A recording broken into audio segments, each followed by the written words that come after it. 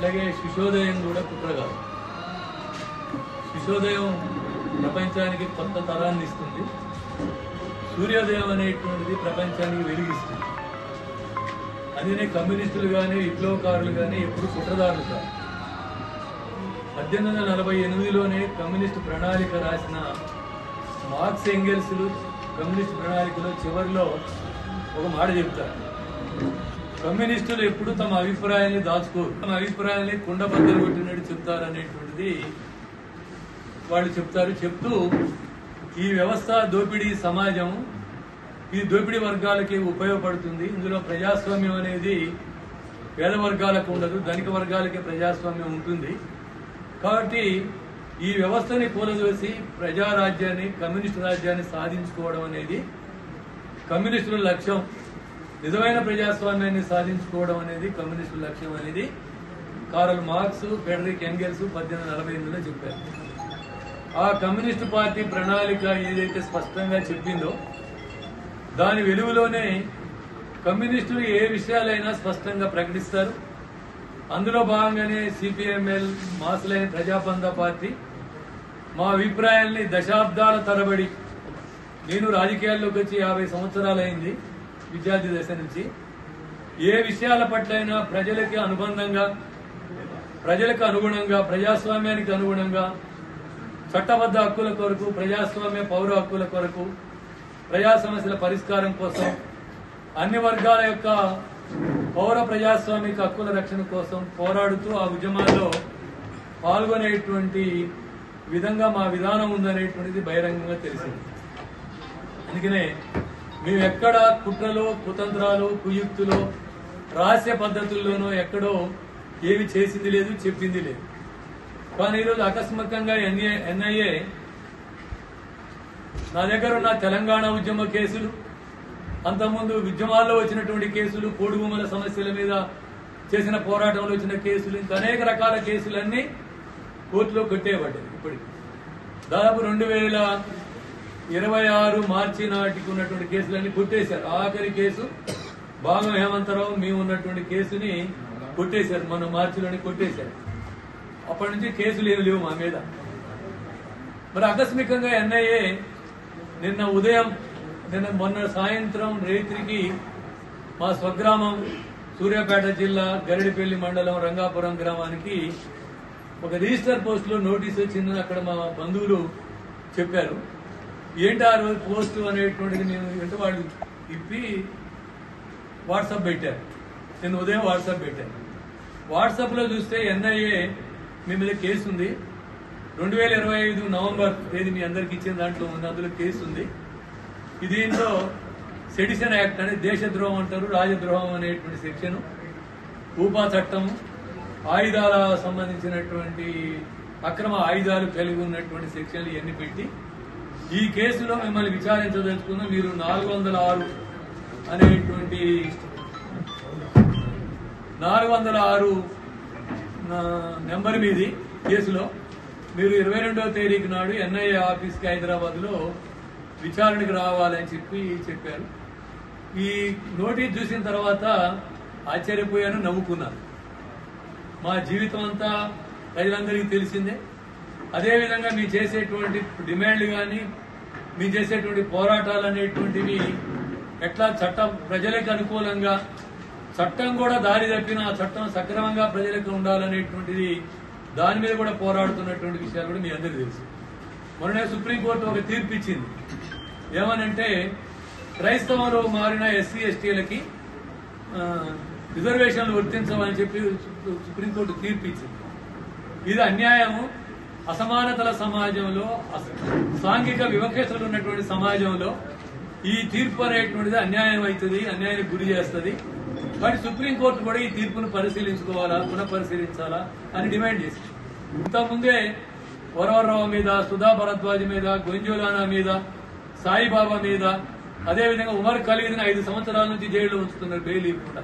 వీళ్ళందరి మీద పెట్టినటువంటి ఎన్ఐఏ పెట్టిన కేసులు అక్రమంగా వాళ్ళ గొంతు నొక్కడానికి, వాళ్ళ కళాన్ని కదలకుండా చేయడానికి, వాళ్ళ మెదళ్ళని కదలకుండా చేయడానికి, వాళ్ళ వాక్సభ స్వతంత్ర హక్కులు లేకుండా చేయడానికి, ప్రజల తరపున చట్టబద్ధ పరిపాలన కోసం చేసేటువంటి డిమాండ్ని చేయకుండా ఉండడానికి మాత్రమే ఈ ఊపా చట్టం కానీ ఈ సెడిషన్ యాక్ట్ కానీ పెడుతున్నారు అనేది మేము గతంలో అనేక సందర్భాల్లో చెప్పిన ఈ క్రమంలోనే మేము చూసిన తర్వాత ఆ ఎఫ్ఐఆర్ నెంబర్ చూసిన తర్వాత మేము పరిశీలన చేస్తే మాకు అర్థమైంది ఏంటంటే గాదే ఎన్ఐఏ అరెస్ట్ అయినప్పుడు 2025 నవంబర్లో అరెస్ట్ అయినప్పుడు గాదే ఎన్ఐఏని అరెస్ట్ చేయడం తప్పు అని మేము ఖండించింది.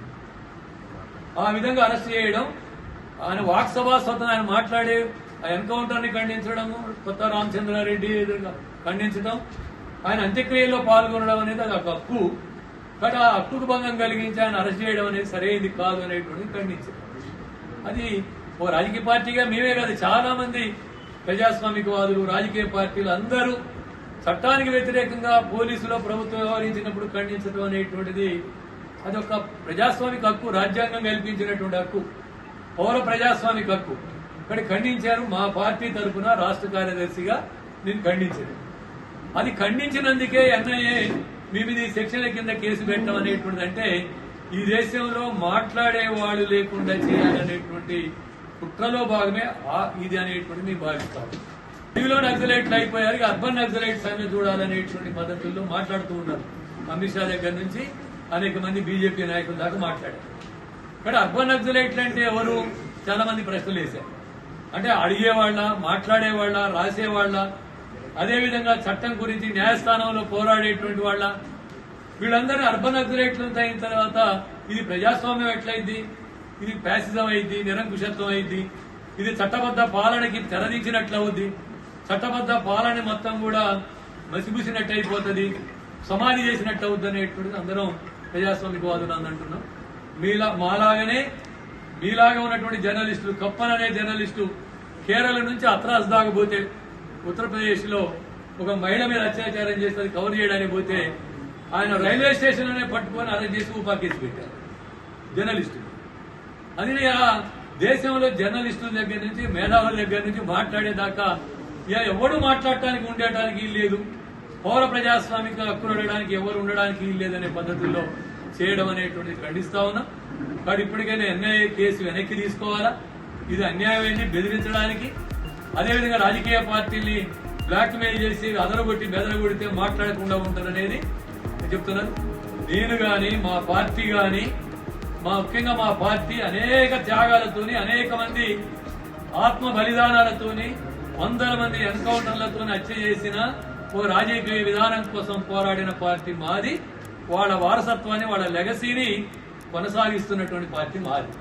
అందుకే ఖచ్చితంగా వాళ్ళు కేసులు ఉపసంహరించుకోవాలని డిమాండ్ చేస్తున్నాం. ఉపసంహరించుకోకపోతే ప్రజా వ్యతిరేక విధానాలు, ప్రజల గొంతు నొక్కే విధానాలు వాళ్ళు అనుసరిస్తారనేటువంటి ప్రజలకు అర్థమయ్యేటట్టుగా మేము కార్యక్రమాలు తీసుకుంటాం.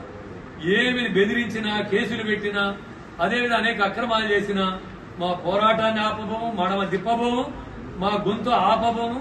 ప్రశ్నించే తత్వాన్ని చంపుకోము. ప్రశ్నించే తత్వాన్ని చంపుకోవడం అంటే మాకు మేము చంపుకోవడం తప్ప మరొకటి కాదు.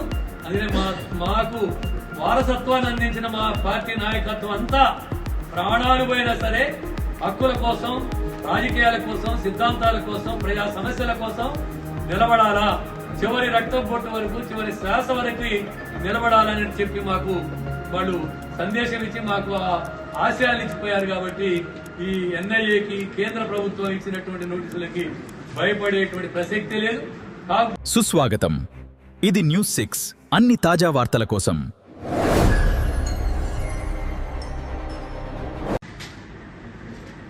మన దేశం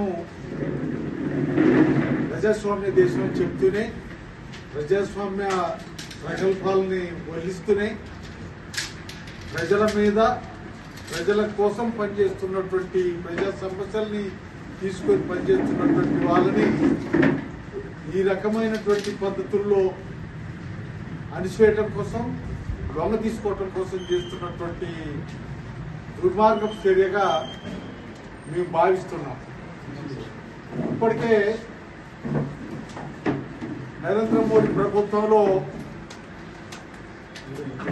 మొన్న పోయిన మార్చి 31 కల్లా నక్సల్స్ ని లేకుండా చేస్తామనేటువంటి వాగ్దానం చేసి దాన్ని అమలు చేశామా, దాన్ని పూర్తి చేశామనేటువంటి పద్ధతుల్లో చెప్పుకుంటున్నటువంటి దీన్ని చూస్తున్నాం మనం. ప్రజాస్వామ్యం అంటే ఇట్నే ఉంటుందా అనేటువంటి ప్రశ్న ఉచ్చరిస్తుంది. అనుష హోమ్ మినిస్టరు, కేంద్ర హోమ్ మినిస్టరు ప్రకటన చేసే నాటికే అప్పటికే నక్సల్స్ ని లేకుండా చేస్తాం అనేటువంటి దాంతో అర్బన్ నక్సలైట్లు అంటే రాహుల్ గాంధీని కూడా అర్బన్ నక్సలైట్ అన్నట్టుంది. అంటే అర్బన్ నక్సలైట్ ఎవరంటే ఈ దేశంలో ప్రశ్నించేవాడు,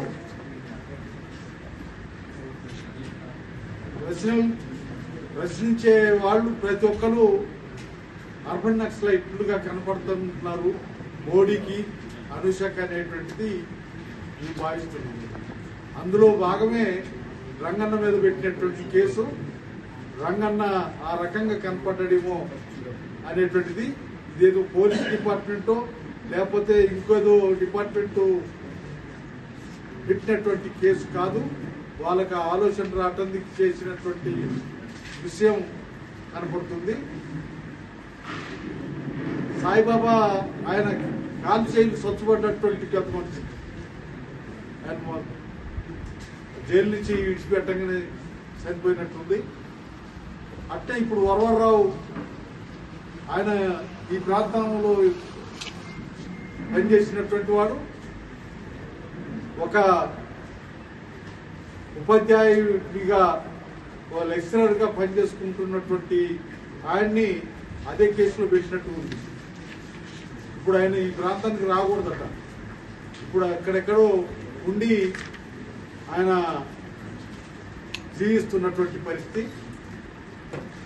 ఇది మన దేశానికి వచ్చినటువంటి ప్రజాస్వామ్యం. ఈ ప్రజాస్వామ్యం అనే రచన ఉత్పన్నం కావటానికి కారణం అవుతుంది. ఇలా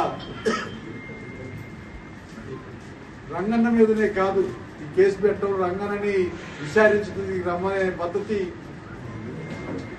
కూడా బాగలేదు అనేటువంటిది మేము భావిస్తున్నాం. ఈ విషయంలో పాలకులు, ప్రభుత్వాలు ఈ అంశాన్ని వెనక్కి తీసుకోవాలని, ఎత్తేయాలనేటువంటిది కూడా డిమాండ్ చేస్తున్నాం.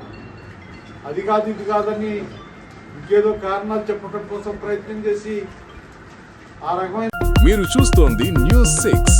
మరిన్ని తాజా వార్తల కోసం వెంటనే మా ఛానల్ను సబ్స్క్రైబ్ చేయండి.